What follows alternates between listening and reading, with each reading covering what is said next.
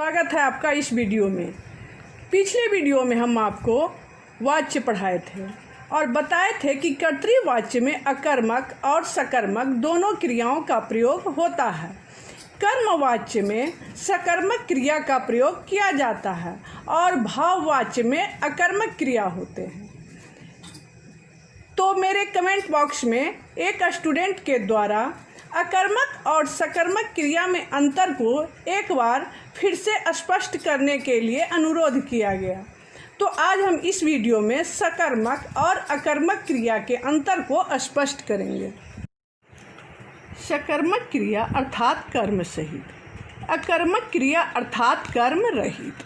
सकर्मक क्रिया में कर्म होंगे और अकर्मक क्रिया में कर्म नहीं होंगे।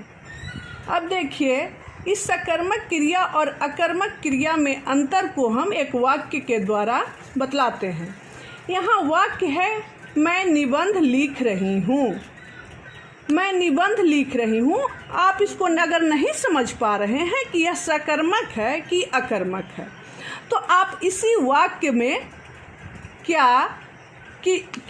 किसे किसको लगाकर प्रश्न तैयार कीजिए। मैं निबंध लिख रही हूँ। अब देखिए, यहाँ पर हम क्या लगा रहे हैं, मैं क्या लिख रही हूँ, तो यहाँ पर उत्तर मिलता है निबंध। और लिख रही हूँ क्रिया का प्रभाव किस पर पड़ रहा है, तो निबंध पर पड़ रहा है। यहाँ पर अर्थ इसका मतलब हुआ कि यहाँ पर कर्म है, क्योंकि इसका उत्तर हमको मिल रहा है।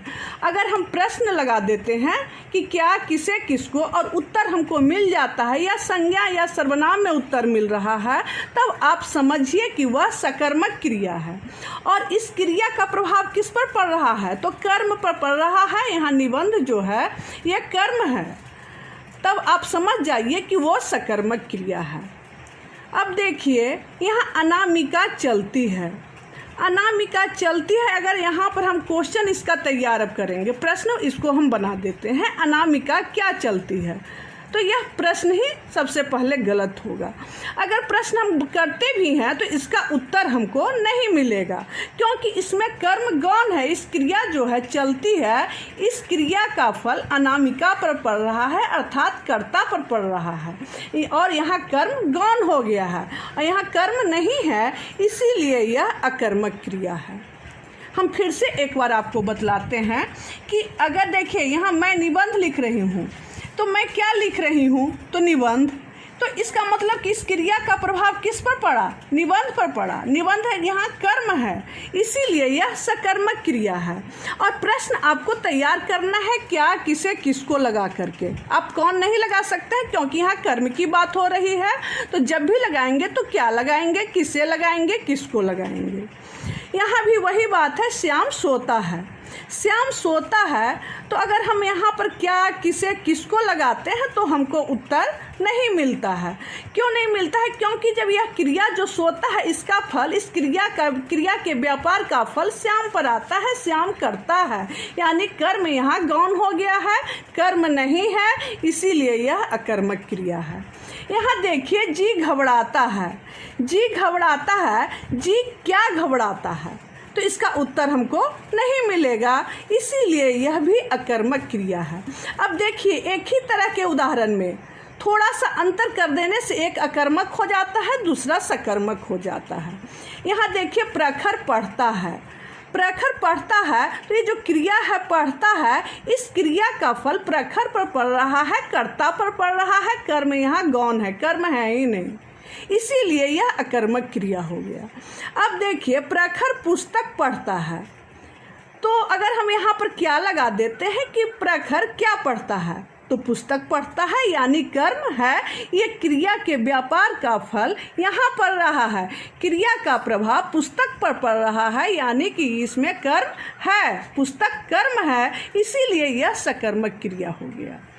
तुम गाना गा रहे हो। तुम गाना गा रहे हो, अगर हम पूछते हैं तुम क्या गा रहे हो, इसी वाक्य को हम प्रश्न तैयार किए, तुम क्या गा रहे हो, तो उत्तर मिलेगा गाना।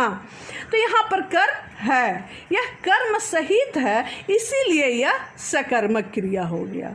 हम फिर से एक बार आपको बतला देते हैं कि जब भी जो भी वाक्य हो उसमें आप क्या, किसे, किसको लगा करके उसी वाक्य को आप प्रश्न तैयार करते हैं। प्रश्न करने पर अगर उत्तर आपको मिल जाता है, संज्ञा सर्वनाम आ जाता है, उत्तर मिल जाता है, तब वह सकर्मक क्रिया है।